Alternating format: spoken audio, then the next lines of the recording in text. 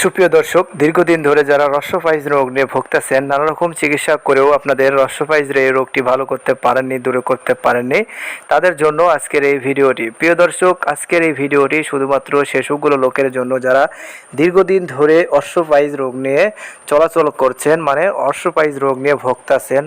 অশ্বপাইজ রোগ থাকলে চলাচল করা, হাঁটা চলা কী যে কঠিন হয়, কী যে কষ্টকর হয়, তাদের জন্যই আজকের এই ভিডিওটি। তাই বলছি, আমার এই ভিডিওটি অবশ্যই আপনারা মনোযোগ সহকারে, ধৈর্য সহকারে দেখবেন এবং শুনবেন। প্রিয় দর্শক, আমার স্ক্রিনের সামনে আপনারা যে গাছটিকে দেখতে পাচ্ছেন, এই গাছটির নাম হচ্ছে লজ্জাপতি গাছ। এই গাছটির নাম হচ্ছে লজ্জাপতি গাছ। তো আপনারা কি করবেন, রসোপাইজ রোগটি ভালো করার জন্য, দূর করার জন্য সবার আগে আপনারা এই লজ্জাপতি গাছটিকে খুঁজে বের করবেন। খুঁজে বের করার পর এই গাছটি থেকে আপনারা কিছু ডাল কেটে নেবেন, কিছু পাতা কেটে নেবেন, নিয়ে কুচি কুচি করে কাটবেন।